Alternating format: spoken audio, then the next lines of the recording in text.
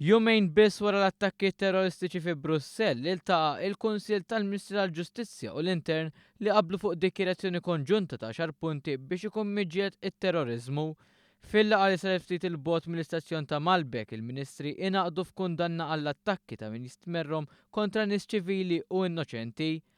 Huwa għalhekk li l-Ministri adottaw b'mod unanimu din id-dikjerazzjoni konġunta bil-Ministru tal-Internu u s-Sigurtà Nazzjonali Carmelo Abela jistqar li Malta hija impenjata bis-sħiħ li tagħmel l-almu kollu tagħha sabiex tikkopra mal-pajjiżi l-oħra tal-Unjoni Ewropea. Fejn kien importanti li nintaqgħu malajr kemm jista' jkun biex anke waslu messaġġ l-ewwel ta' solidarjetà u li l-pajjiżi membri tal-Unjoni Ewropea kollha qegħdin flimkien fil-ġlieda kontra t-terrorizmu. Però mbagħad biex nippruvaw nagħmlu anke il-pressjoni tagħna fuqna nfusna bħala pajjiżi membri biex nimplementaw dak li diġà ġie deċiż jew inkella li nħaffu l-pass fuq deċiżjonijiet oħrajn li qed iridu jittieħdu. L-Unjoni Ewropea hija kommessa li tilimna ċ-ċelluli terroristiċi u l-finanzjament ta' dawn l-qdiet.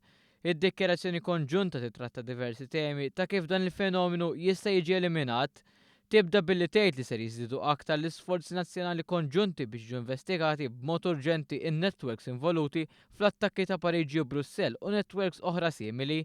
Pass importanti li ttieħed waqt dan il-Kunsill Ewropew huwa li se tkun adottata d-direttiva dwar ir-reġistru tal-ismijiet tal-passiġġieri magħrufa bħala l-PNR dan sabiex ikun hemm skambju ta' informazzjoni dwar il-passiġġieri. Inti bażikament min isifer, l-informazzjoni ta' min isifer tgħaddi għand pajjiżi differenti, għand l-awtoritajiet konċernati naturalment.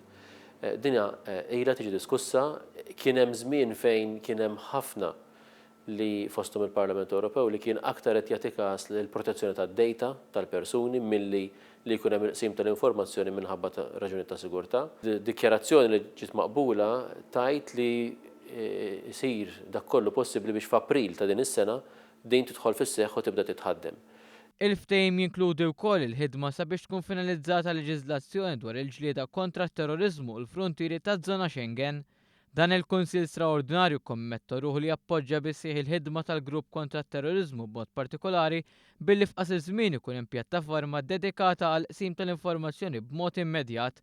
Ukoll jiġi stabbilit grupp konġunt ta' esperti nazzjonali dwar il-ġlieda kontra t-terrorizmu Ewropew flimkien mal-Europol. L-ewwel li l-Europol ir-rwol tagħha jissaħħaħ u dak li huma responsabbiltajiet tagħha kull pajjiż jikkopera biex jaqsam l-informazzjoni diġà ma' dak li jeżisti fil-Europol.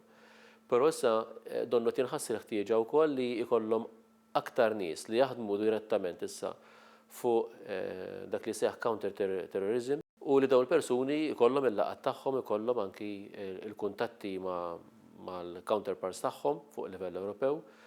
U hemm il-post fejn tinqasam din l-informazzjoni. Apparti minn hekk kien hemm billi l-membri stati jużaw b'mod aktar regolari timijiet konġunti ta' investigazzjoni li wrew l-utilità tagħhom wara l-attakki f'Pariġi biex jiġu koordinati l-investigazzjonijiet u tinġabar u jsir skambju ta' evidenza.